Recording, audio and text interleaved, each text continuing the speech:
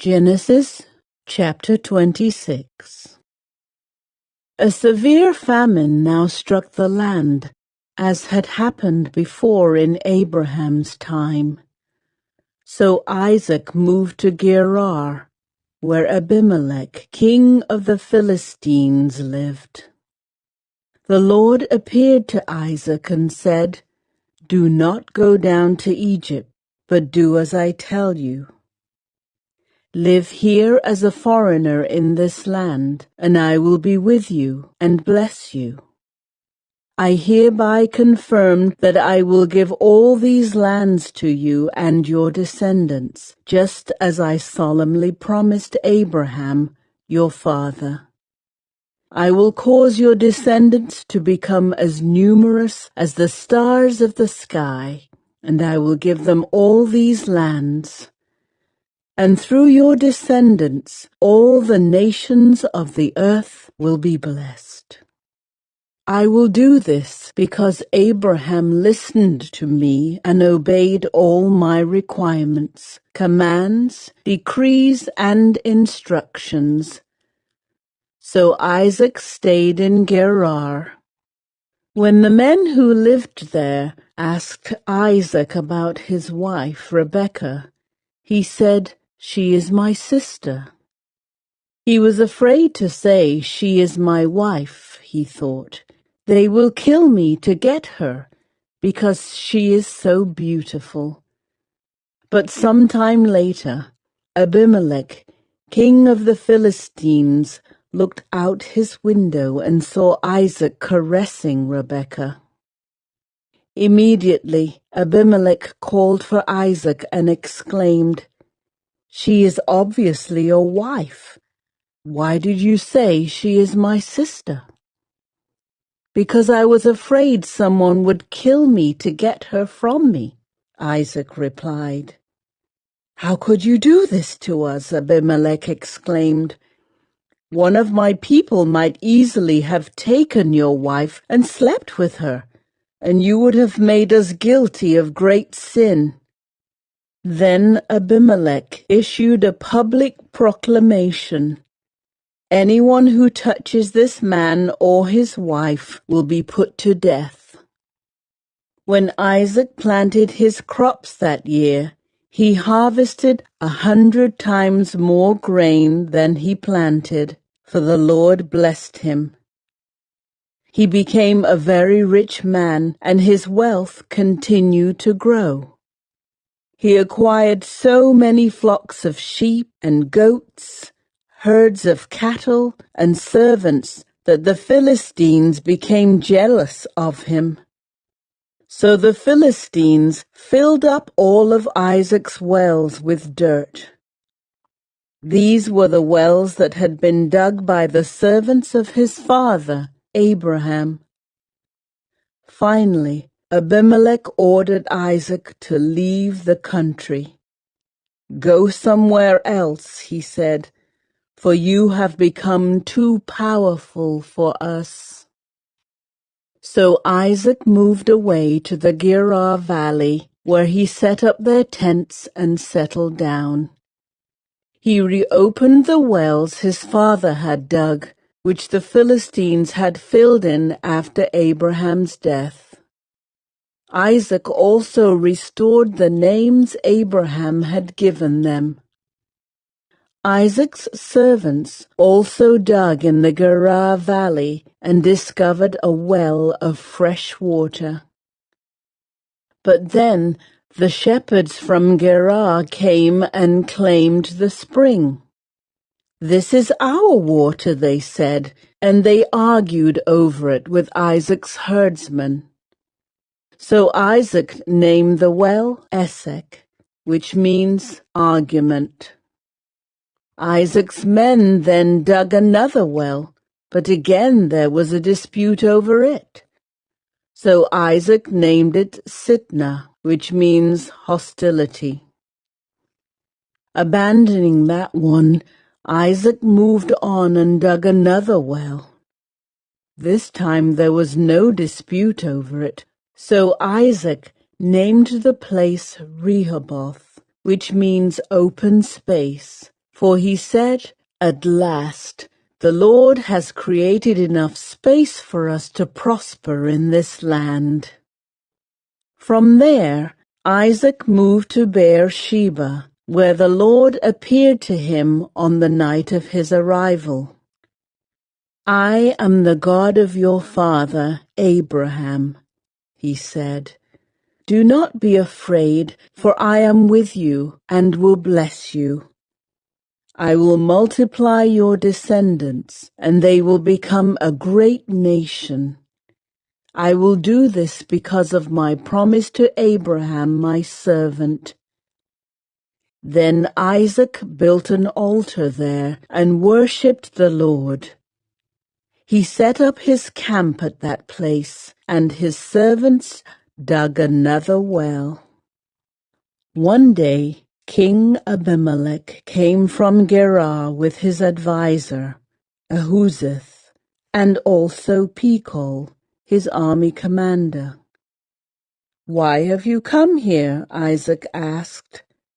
"You obviously hate me since you kicked me off your land." They replied, "We can plainly see that the Lord is with you. So we want to enter into a sworn treaty with you. Let's make a covenant. Swear that you will not harm us, just as we have never troubled you. We have always treated you well, and we sent you away from us in peace. And now look how the Lord has blessed you." So Isaac prepared a covenant feast to celebrate the treaty, and they ate and drank together. Early the next morning, they each took a solemn oath not to interfere with each other. Then Isaac sent them home again, and they left him in peace.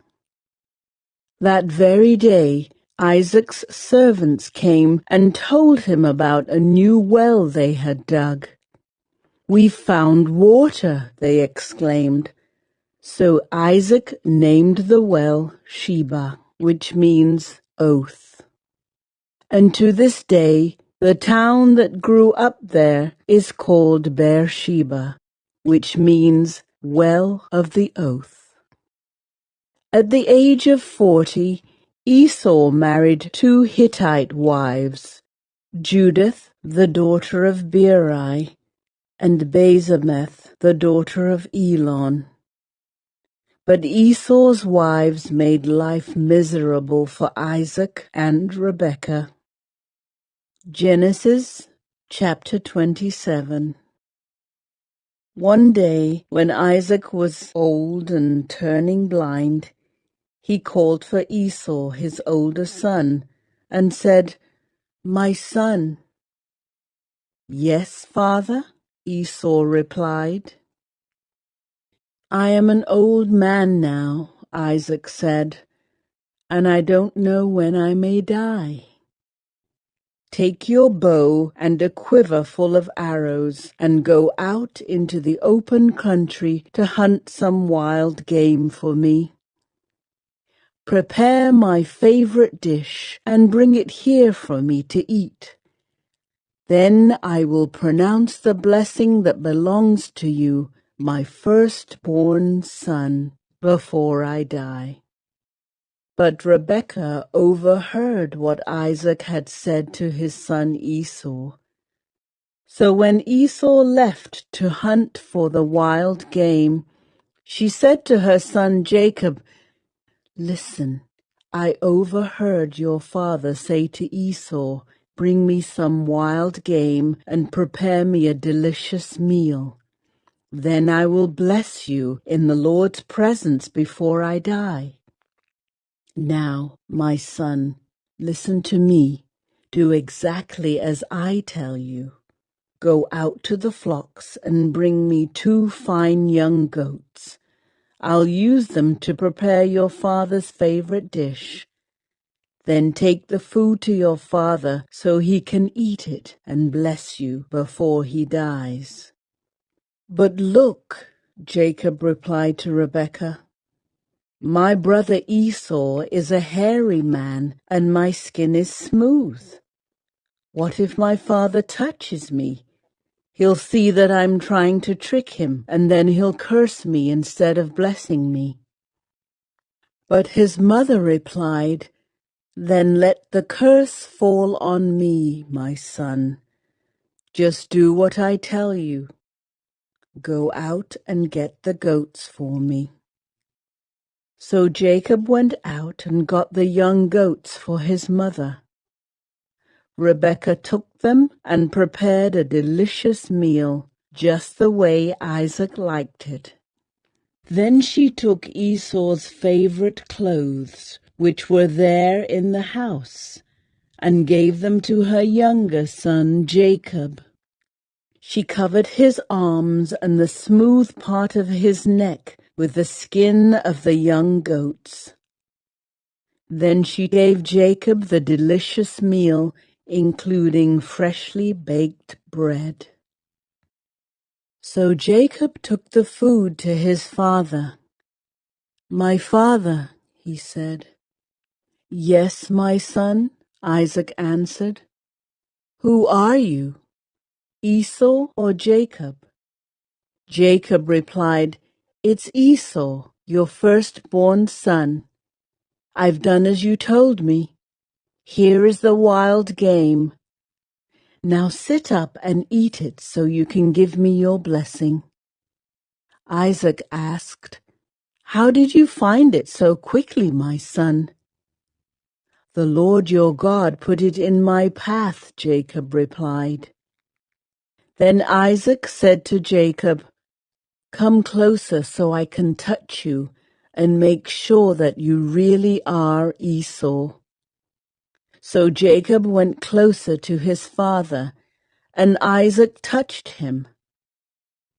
"The voice is Jacob's, but the hands are Esau's," Isaac said. But he did not recognize Jacob because Jacob's hands felt hairy, just like Esau's. So Isaac prepared to bless Jacob. "But are you really my son Esau?" he asked. "Yes, I am," Jacob replied. Then Isaac said, "Now, my son, bring me the wild game. Let me eat it, and then I will give you my blessing." So Jacob took the food to his father, and Isaac ate it. He also drank the wine that Jacob served him. Then Isaac said to Jacob, "Please come a little closer and kiss me, my son." So Jacob went over and kissed him. And when Isaac caught the smell of his clothes, he was finally convinced, and he blessed his son. He said, "Ah, the smell of my son is like the smell of the outdoors, which the Lord has blessed. From the dew of heaven and the richness of the earth, may God always give you abundant harvests of grain and bountiful new wine. May many nations become your servants, and may they bow down to you. May you be the master over your brothers, and may your mother's sons bow down to you. All who curse you will be cursed, and all who bless you will be blessed." As soon as Isaac had finished blessing Jacob, and almost before Jacob had left his father, Esau returned from his hunt. Esau prepared a delicious meal and brought it to his father. Then he said, "Sit up, my father, and eat my wild game so you can give me your blessing." But Isaac asked him, "Who are you?" Esau replied, "It's your son, your firstborn son, Esau." Isaac began to tremble uncontrollably and said, Then who just served me wild game? I have already eaten it, and I blessed him just before you came. And yes, that blessing must stand. When Esau heard his father's words, he let out a loud and bitter cry. "Oh, my father, what about me? Bless me too," he begged. But Isaac said, "Your brother was here, and he tricked me. He has taken away your blessing." Esau exclaimed, "No wonder his name is Jacob, for now he has cheated me twice. First he took my rights as the firstborn, and now he has stolen my blessing. Oh, haven't you saved even one blessing for me?" Isaac said to Esau, "I have made Jacob your master, and have declared that all his brothers will be his servants. I have guaranteed him an abundance of grain and wine. What is left for me to give you, my son?" Esau pleaded, "But do you only have one blessing? Oh, my father, bless me too." Then Esau broke down and wept. Finally his father Isaac said to him, "You will live away from the richness of the earth and away from the dew of the heaven above. You will live by your sword, and you will serve your brother. But when you decide to break free, you will shake his yoke from your neck." From that time on, Esau hated Jacob because their father had given Jacob the blessing. And Esau began to scheme, "I will soon be mourning my father's death. Then I will kill my brother Jacob." But Rebekah heard about Esau's plans, so she sent for Jacob and told him, "Listen, Esau is consoling himself by plotting to kill you, so listen carefully, my son. Get ready and flee to my brother Laban in Haran. Stay there with him until your brother cools off. When he calms down and forgets what you have done to him, I will send for you to come back. Why should I lose both of you in one day?" Then Rebekah said to Isaac, "I'm sick and tired of these local Hittite women. I would rather die than see Jacob marry one of them." Genesis chapter 28. So Isaac called for Jacob, blessed him, and said, "You must not marry any of these Canaanite women. Instead, go at once to Padan-aram, to the house of your grandfather Bethuel, and marry one of your uncle Laban's daughters. May God Almighty bless you and give you many children. And may your descendants multiply and become many nations. May God pass on to you and your descendants the blessings he promised to Abraham. May you own this land where you are now living as a foreigner, for God gave this land to Abraham." So Isaac sent Jacob away, and he went to Padan-aram to stay with his uncle Laban, his mother's brother, the son of Bethuel, the Aramean. Esau knew that his father Isaac had blessed Jacob and sent him to Padan-aram to find a wife, and that he had warned Jacob, "You must not marry a Canaanite woman." He also knew that Jacob had obeyed his parents and gone to Padan-aram. It was now very clear to Esau that his father did not like the local Canaanite women. So Esau visited his uncle Ishmael's family and married one of Ishmael's daughters, in addition to the wives he already had. His new wife's name was Mahalath. She was the sister of Nebaioth and the daughter of Ishmael, Abraham's son. Meanwhile, Jacob left Beersheba and traveled toward Haran.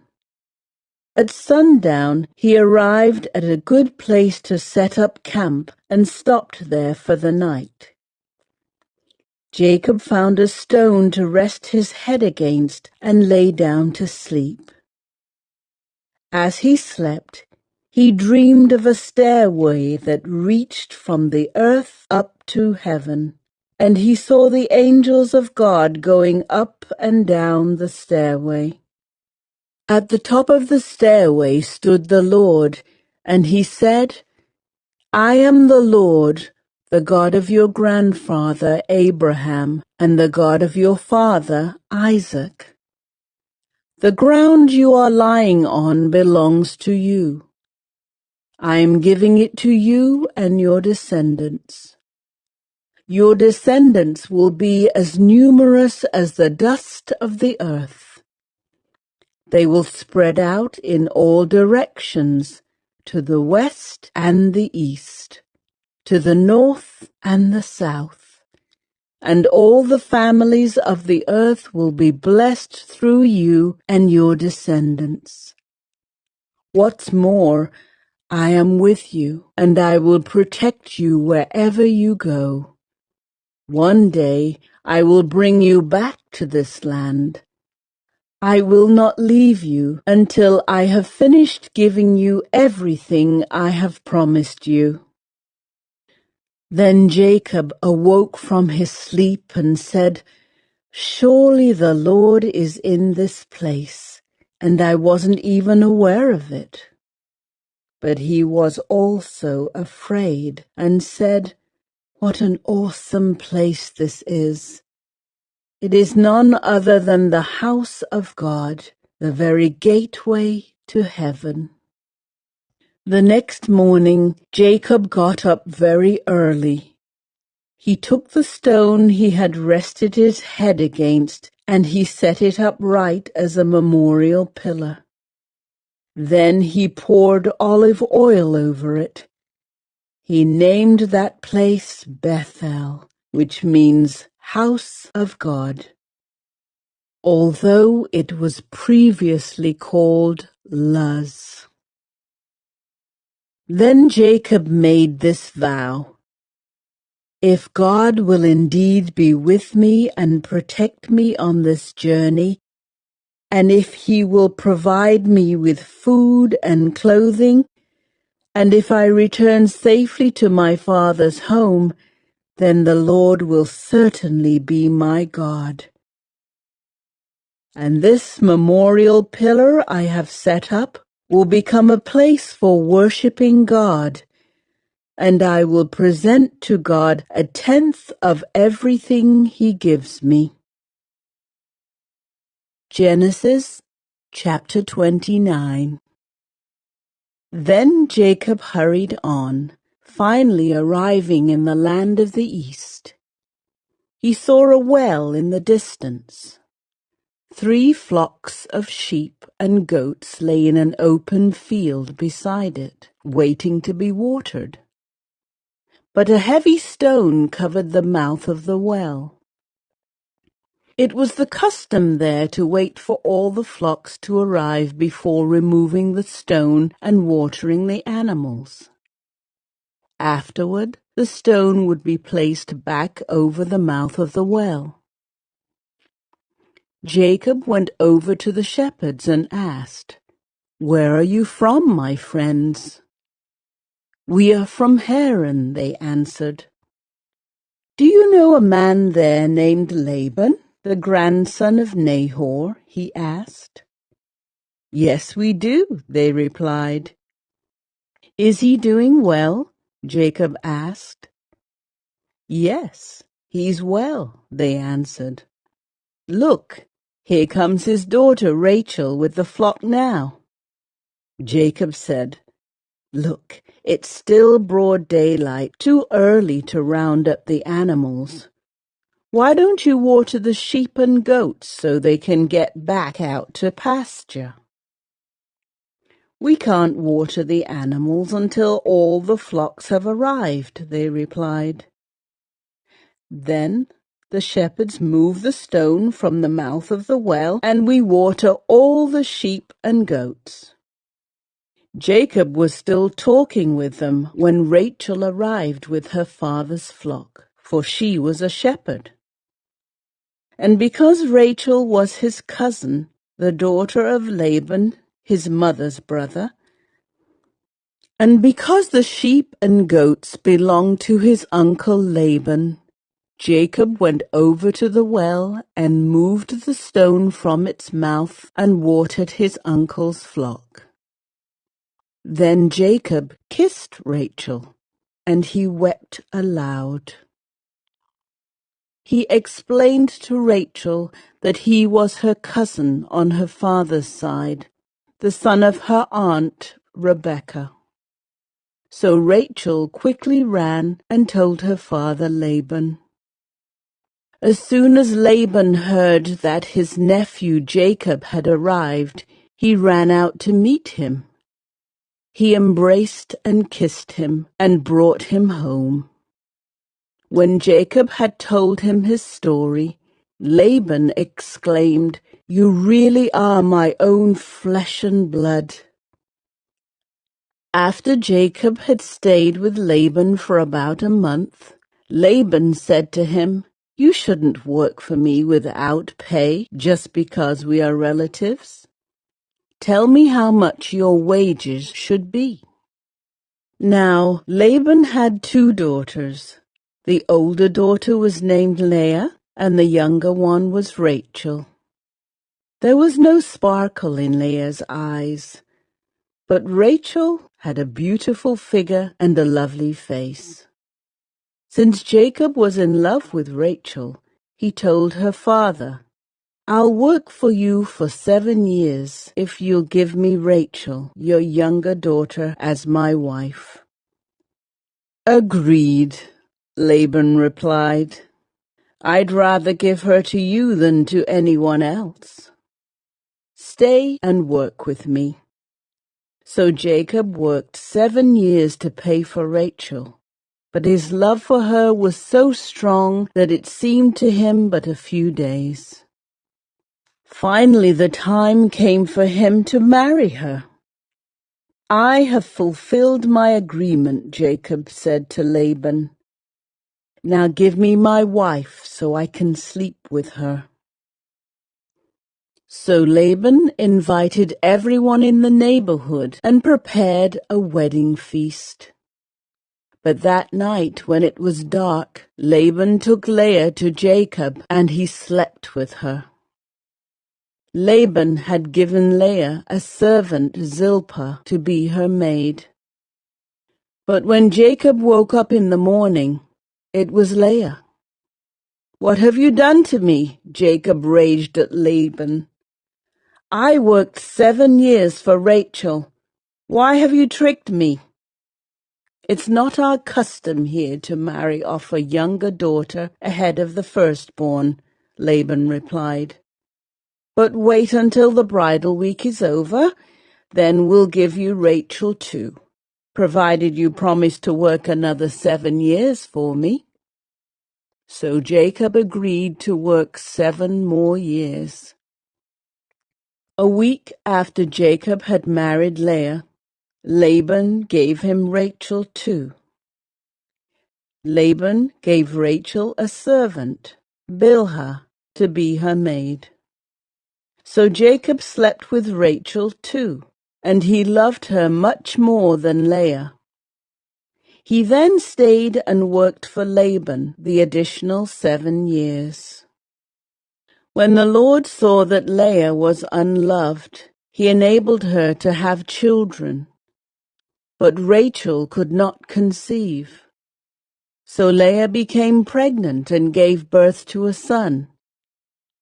She named him Reuben, for she said, "The Lord has noticed my misery, and now my husband will love me." She soon became pregnant again and gave birth to another son. She named him Simeon, for she said, "The Lord heard that I was unloved and has given me another son." Then she became pregnant a third time and gave birth to another son. He was named Levi, for she said, "Surely this time my husband will feel affection for me, since I have given him 3 sons." Once again, Leah became pregnant and gave birth to another son. She named him Judah, for she said, "Now I will praise the Lord." And then she stopped having children. Genesis chapter 30. When Rachel saw that she wasn't having any children for Jacob, she became jealous of her sister. She pleaded with Jacob, "Give me children or I'll die." Then Jacob became furious with Rachel. "Am I God?" he asked. "He's the one who has kept you from having children." Then Rachel told him, "Take my maid Bilhah and sleep with her. She will bear children for me, and through her I can have a family too." So Rachel gave her servant Bilhah to Jacob as a wife, and he slept with her. Bilhah became pregnant and presented him with a son. Rachel named him Dan, for she said, "God has vindicated me. He has heard my request and given me a son." Then Bilhah became pregnant again and gave Jacob a second son. Rachel named him Naphtali, for she said, "I have struggled hard with my sister, and I'm winning." Meanwhile, Leah realized that she wasn't getting pregnant anymore. So she took her servant Zilpah and gave her to Jacob as a wife. Soon Zilpah presented him with a son. Leah named him Gad, for she said, "How fortunate I am." Then Zilpah gave Jacob a second son, and Leah named him Asher, for she said, "What joy is mine! Now the other women will celebrate with me." One day, during the wheat harvest, Reuben found some mandrakes growing in a field and brought them to his mother, Leah. Rachel begged Leah, "Please give me some of your son's mandrakes." But Leah angrily replied, "Wasn't it enough that you stole my husband? Now will you steal my son's mandrakes too?" Rachel answered, "I will let Jacob sleep with you tonight if you give me some of the mandrakes." So that evening, as Jacob was coming home from the fields, Leah went out to meet him. "You must come and sleep with me tonight," she said. "I have paid for you with some mandrakes that my son found." So that night he slept with Leah, and God answered Leah's prayers. She became pregnant again and gave birth to a 5th son for Jacob. She named him Issachar, for she said, "God has rewarded me for giving my servant to my husband as a wife." Then Leah became pregnant again and gave birth to a 6th son for Jacob. She named him Zebulon, for she said, "God has given me a good reward. Now my husband will treat me with respect, for I have given him 6 sons. Later she gave birth to a daughter and named her Dinah. Then God remembered Rachel's plight and answered her prayers by enabling her to have children. She became pregnant and gave birth to a son. God has removed my disgrace, she said. And she named him Joseph, for she said, May the Lord add yet another son to my family.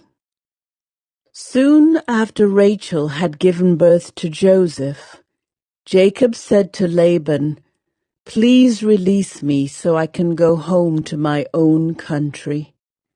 Let me take my wives and children, for I have earned them by serving you. And let me be on my way. You certainly know how hard I have worked for you. Please, listen to me, Laban replied. I have become wealthy, for the Lord has blessed me because of you. Tell me how much I owe you. Whatever it is, I'll pay it. Jacob replied, You know how hard I've worked for you, and how your flocks and herds have grown under my care. You had little indeed before I came, but your wealth has increased enormously. The Lord has blessed you through everything I've done. But now, what about me? When can I start providing for my own family? What wages do you want? Laban asked again. Jacob replied, Don't give me anything. Just do this one thing, and I'll continue to tend and watch over your flocks. Let me inspect your flocks today and remove all the sheep and goats that are speckled or spotted, along with all the black sheep. Give these to me as my wages. In the future, when you check on the animals you have given me as my wages, you'll see that I have been honest. If you find in my flock any goats without speckles or spots, or any sheep that are not black, you will know that I have stolen them from you. All right, Laban replied. It will be as you say. But that very day Laban went out and removed the male goats that were streaked and spotted. All the female goats that were speckled and spotted or had white patches, and all the black sheep. He placed them in the care of his own sons, who took them a 3 days' journey from where Jacob was. Meanwhile, Jacob stayed and cared for the rest of Laban's flock. Then Jacob took some fresh branches from poplar, almond, and plane trees and peeled off strips of bark, making white streaks on them. Then he placed these peeled branches in the watering troughs, where the flocks came to drink, for that was where they mated. And when they mated in front of the white, streaked branches, they gave birth to young that were streaked, speckled, and spotted. Jacob separated those lambs from Laban's flock. And at mating time he turned the flock to face Laban's animals that were streaked or black. This is how he built his own flock instead of increasing Laban's. Whenever the stronger females were ready to mate, Jacob would place the peeled branches in the watering troughs in front of them. Then they would mate in front of the branches. But he didn't do this with the weaker ones. So the weaker lambs belonged to Laban, and the stronger ones were Jacob's. As a result, Jacob became very wealthy, with large flocks of sheep and goats, female and male servants, and many camels and donkeys.